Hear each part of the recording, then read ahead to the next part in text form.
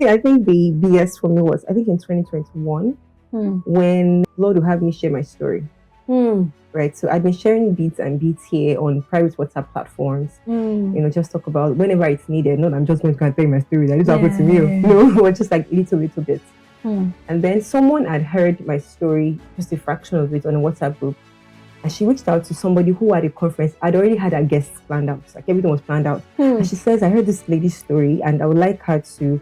I feel like if she says this, she talks about it, more people will be liberated because she's literally saying my story. And I really want to hear more from her. So this lady, matter of fact, this lady is more than an acquaintance at the time. Now she's my friend, Molara Perez. Yes, she reached out and she's like, I know a lady girl told me that we spoke about this and she would like me to join a panel session for the conference. I'm like, okay, that's great. She said, it's okay if I don't want to talk about it, but she's just reaching out to me because this person had asked. Yeah. So I went to go. I said, God.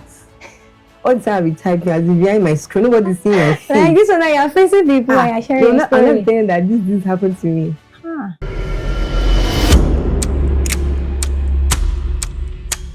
Hi everyone, welcome to FaithTalk podcast. I am your host, Funmilayo. And with me today, I have the beautiful Molara Perez. Give me a high five.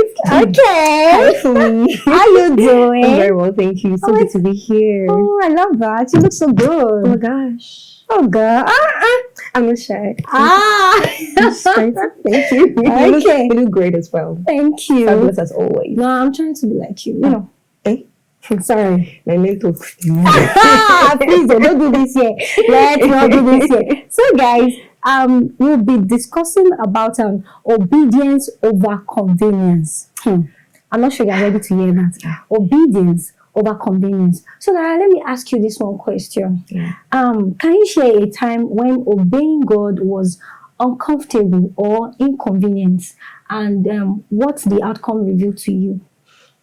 Wow, this is a very deep and profound question. And honestly, there are so many things in my head, so many instances where God has asked me to do something and it was really not easy. But I think the one that stands out the most for me, which is it's kind of emotional for me, right? So I'm gonna hold my tears because I'm on TV. Don't look at children. I'm a big girl. I trust you. Yeah, you are. I think the BS for me was, I think in 2021, when Lord will have me share my story. Right, so I've been sharing bits and bits here on private WhatsApp platforms. Just talk about whenever it's needed. Not I'm just going to tell you my story. That this happened to me. No, just like little bits. And then someone had heard my story, just a fraction of it, on a WhatsApp group, and she reached out to somebody who at a conference had already had her guests planned out. Like everything was planned out. And she says, I heard this lady's story, and I would like her to. I feel like if she says this, she talks about it, more people will be liberated because she's literally saying my story. And I really want to hear more from her. So this lady, matter of fact, this lady is more than an acquaintance at the time. Now she's my friend, Molara Perez. Yes, she reached out and she's like, somebody someone I know, a lady girl told me that we spoke about this and she would like me to join a panel session for the conference. I'm like, okay, that's great. She said, it's okay if I don't want to talk about it, but she's just reaching out to me because this person had asked. Yeah. So I went to go. I said, God. All the time we type as behind my screen, nobody's seeing my face. Like this one that you're facing people and you're sharing your story. I'm not saying that this happened to me. But God said I should do so. So the lady called and said, my friend called and said, can you tell me what happened? Let me just hear from you first. I remember that night. I was not even at home. I was in church, and I was just speaking, and I was telling her, and she felt so heavy, like the weight of everything that was so heavy, and I was like, you have to share the story. Fast forward to, in fact, the reason it was really quite dicey, not because, just go and speak. There were intricate details that I wasn't sure I was comfortable sharing with people yet, especially when you have to involve certain people in my life, key people, like family, even down to family. So there's no guy this one. I'll call family meeting and say, well, I was a Muslim, so they say, Fausa. So this is what you were. You're exposing us. You're exposing us. Tell me. So I was just really being careful. But God said, go and do it. I honestly, I spoke to myself in the room many times. I even saw my mom. That mom was going. My mom was like, Molara, are you sure? I said, God has told me to do this. At the time, I was not even married. She was like, what is the person that you want to marry? I mean, a mom's love now. Yeah. What person you want to marry? I said, whoever wants to marry me, you marry me with everything that has happened. You know that I'm a different person and all of that. Yeah. And that day came. Slay Queen Conference. That was the name of the conference. And there were like about 500 ladies in attendance that day. I believe around that. I stood there and just walked up to me, Molara, can you share your story? And I began.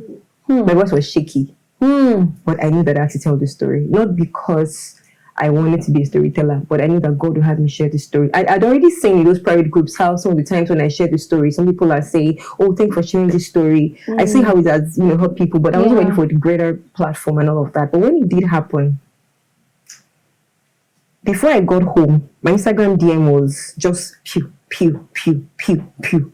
It was just this. I moved past the convenience part now to even the outcome of the obedience. Even when I was done, I was still not sure that I wanted to go. I felt like just going and closing my doors, shutting on my social media platforms. Nobody should see me get I've already cast myself. In fact, on my way home, my friend texted, Lara, you spilled everything, because I'd already told her about it. I said, my sister, I've spilled it too. Oh my, this is the outside. But before I got home that day, there were DMs upon DMs upon DMs upon DMs upon DMs piling up. Thank you for speaking. Do you know I'm dealing with this too? Oh, thank you for this. And everything, the center of, I'm not even hiding, I've shared it already, so don't say it's involved around identity issues, low self-esteem, even down to sexual molestation, when I was a young child and things that affected me.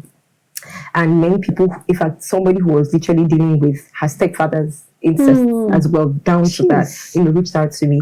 And at first, I wanted to lock myself up. When I started seeing people's comments, I realized that this simple yes that I gave God in speaking my story has liberated many other people around me.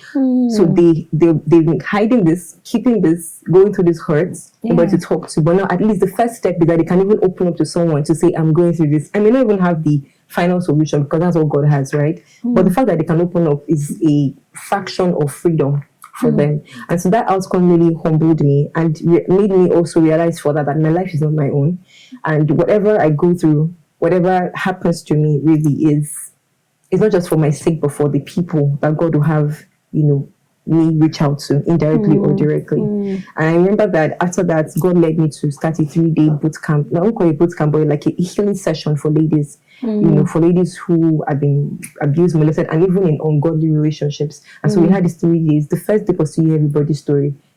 For me, I realized that my story is minute compared to some people's story. I had stories and I was shedding tears on the bed. Like, wow, are you going through this? What's happening? I will not use a day to listen to everybody's story and then the next day for the next thing. But we spent 2 days listening to it, because even some people could not speak anymore based on what was happening. I remember the 3rd day we had to do the forgiveness session. We had to forgive those who had hurt us, even though they did not say they were sorry. And then we moved on to the point where we had to pray. And that was where the healing really, began. So it was not convenient for me to share my story with the world, because I was not proud of the scars myself, even though I didn't inflict myself with those scars. Even some of the scars made me now inflict myself on some scars, with some scars rather. But it wasn't convenient, but I obeyed, because the Lord said that I had to do that. And I was glad that there was a ripple effect. Wow. Thank you so much for sharing this with us. And I'm going to say this, that really obedience over convenience is really a lot. And I can imagine how what you felt when God said you have to go out there and share your story. You've been doing it behind the camera, which is very easy. Behind yourself, but at least people have not seen my face. I'm not the one thing. That one you can just go away with that. But this one, that you have to be in front of people. Tell them the ugly side of you. Ugly, no filter, no concealer, no makeup. You have to tell them the ugly side of you. And I think at that time you receive that instruction, what will come to your mind then will not even be about, people will be blessed. It will be about shame. God, if I tell these people this thing, they'll be looking at me now as, Lara, that is this and that is that. So I was already a minister. Like I was minister. They used to call me minister of the secret place. They used to call me God toaster because when I see like I'm trying to toast God. I can attest to that. More of an intimacy person. It's just like you're always taking us to an intimacy session with God through worship. So you do that kind of love kind of thing with the Holy Spirit. So Molara. So that thing said that the first thing people bless care. I never think about the bless. I'm thinking about my shit. People will not see it. So you just like, so it means that when you're ministering on the altar, the next thing that comes to people like, that is the familiar story. I know. But at that point, for you to not even make that decision to say that, you will go ahead with it. Really a lot. It is. And I must say, I must commend you for that. Because let's not lie, obeying God is not easy. I agree. And it's easy. Let me just use that word. It is not easy. And the funny thing is that there is always a blessing at the other side of obedience. Absolutely. But it's just that obedience is the gap. It bridges the gap. So you won't see what's next. But it's just there. Just obey. Then you see, that is when the can I say like a cloud covering the next thing will just open up. I agree. So, but if you disobey or you disobey or you don't obey, you are just there. You are stuck. You can't move forward. So the only option you have is to go backward. And going backward means you are going back to your ugly past, going back into whatever you're supposed to come out from, and just there. And which that is not actually what God wants for us. I have this question I also like to ask you, which is, why do you think we often choose what is easier over what is right, and how can we grow past it? Honestly, don't you be the first answer to this thing? Because it is easy. That's why. Nobody wants to get there. It's difficult. You know your soft girl era. Please, nobody. It's just because it's easy. Hard life, no. I'm an apple baby. And honestly, easy breezy. Easy is not difficult. Easy doesn't take anything from you. So literally it's easy to just do what is easier. And easier doesn't mean it's right. Like the question I said already. And the second reason would be that we are God's children, yes, but we are also still in the flesh. And it's easier to do things in the flesh. There's this instant gratification that comes from it. Yeah. You're thirsty, you drink water, you're already satisfied. It's easier than, or maybe you're way home, right? You're thirsty, you can really get water from the vendor, and is it that saying you want to go home and drink water because it's just easy? So first thing is actually easy. That's why it's easier to do what is easier than what is right. But also because we are constantly in a battle, flesh and spirit. The Bible says that the spirit is willing, but the flesh is weak. Yeah. And honestly, I think we humans, we need to first acknowledge that fact. Even Christians, that we are humans. Yes, we are God's children. That is where we are heirs with God, right? But we have to acknowledge the fact that we are capable of falling. We are very fragile. We are frail as humans.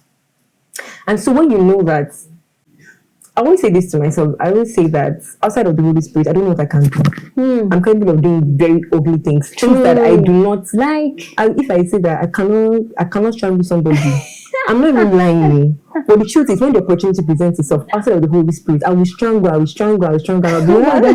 be because we are just frail as humans. We have no power of our own. We want to do what will just make it easy. I mean, if God can just give me $1 million now without giving it, I don't mind. Because it's not easy to collect the money. I'll just pray, Lord. I don't mind. You just sit and pray. If God said for 30 days, when you know what is coming, you definitely sit and do the fasting. In fact, you can do more than 30 days. Like, let me add more so that actually there can be more profit. That is easy, right? And also, that's all we need to do. But anything that would require you dying to your flesh, which is doing what is right, righteousness in Christ Jesus, it's not easy. And because of the work that it takes, the pruning, the death to self, the picking your cross daily and following Jesus and obeying him, even when it is hard and not convenient, is the reason people, they don't want to go through all that work. They don't see the full picture that all of these things, the Bible says perseverance, everything leading to one thing, to one thing, to one thing. It is all for the what's the word now, for your transformation. We often forget that we are on a transformational journey. Mark and I were speaking the other day, and we're discussing something about I think Christians and the kingdom. So you tell somebody, that, okay, welcome to the kingdom of Christ, and like I'm born again, but you don't tell them the principles of the kingdom. What are you supposed to do in the kingdom? What are the responsibilities of a son of God? Not just I'm a Christian and I'm going to heaven. You have responsibilities, but we shy from that responsibilities. We want to be safe in I'm a child of God, or that's or grace covers me. But you're a son of God. You are a servant of Christ. That Paul says I'm a bond servant. I know there's this ongoing debate. I'm not a servant, I'm not a son. Everybody decide that concern them. But son or servant too. Actually, when God sees you, say what? Well done, good and faithful servant. He makes a son, not because he doesn't recognize as a son. But here we are managing our father's business. So people do not see the transformational part of their Christian work. They want to be comfortable. They want to do what is easy. Let me just pray 5 minutes prayer and go answer my prayer. But there's work to be done. The trials, when God puts something before you, when you're going through something, God says, do something, obey me, go to Makodi, or go to where they kidnap people, girls, for example, maybe Kebbi State, go there and do missionary work. You're thinking, no, that's not what I signed up for now, God. I signed up so that I'll go to heaven and just covered, nothing. But there's a work that needs to be done in you. Righteousness is not righteousness. We procure righteousness, through Christ, but there is a work that must be done in righteousness. Faith without works is what is dead. So people choose what is easier than what is right because they don't want to be transformed, whether they know it or not, unconsciously or consciously. They don't want to be transformed. They want the easy way out. They want to do what is easy. They want to do what is satisfying. But they need to learn that this world we're living in is not our own. We are going somewhere else. This is not where we're going. This is our final place. We're going to be transformed. That's to be.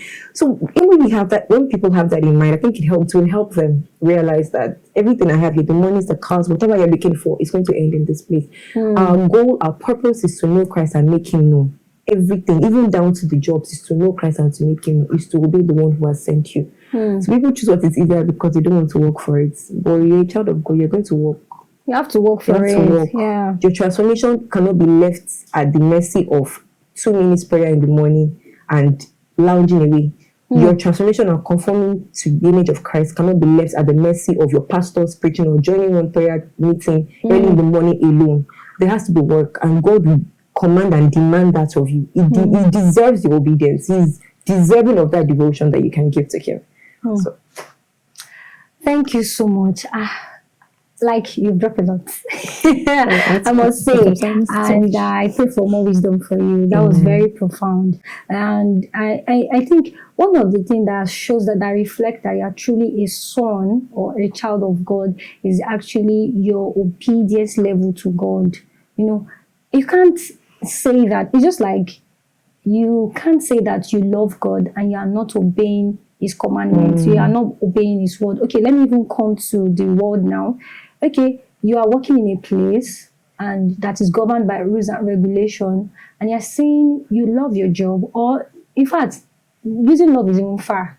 The fact that you are working within that organization, you are expected to carry out their values everywhere you go. So you can't, because you are working in that organization at that time, and refuse and go against all their policies and go against all the rules and regulations that's already set for the organization.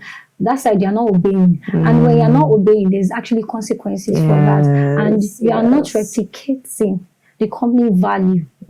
So that comes to Christian life. So when you're a child of God, when you replicate the value of God. And that's why obeying everything that pertains to God, everything that relates to God. When God asks you to do this, you have to obey. When He asks you not to do this, you don't do it. But and there's a saying, there's a popular saying, I'm sure you would be aware of it. It says 99% obedience is not total obedience. Partial disobedience. Exactly. Partial obedience is still disobedience. It's still disobedience, because God cannot say that, Molara, move to that, and like just take 2 steps. And you're just like, okay, say 2 steps, I'll take 1. So you, like, is that, I will not say you obey, but you said 2. You did 1. Just like when He told Moses to speak to the rock, and then he, in anger, struck the rock. He did 2 things. And the rod was the rock rather, was the object, but He didn't speak. He struck the rod and struck his Exactly. Rod. So that one is not an obedience at all. So obedience does not even come easy. It doesn't do. And I love the way you explain that. It is, obedience is not easy.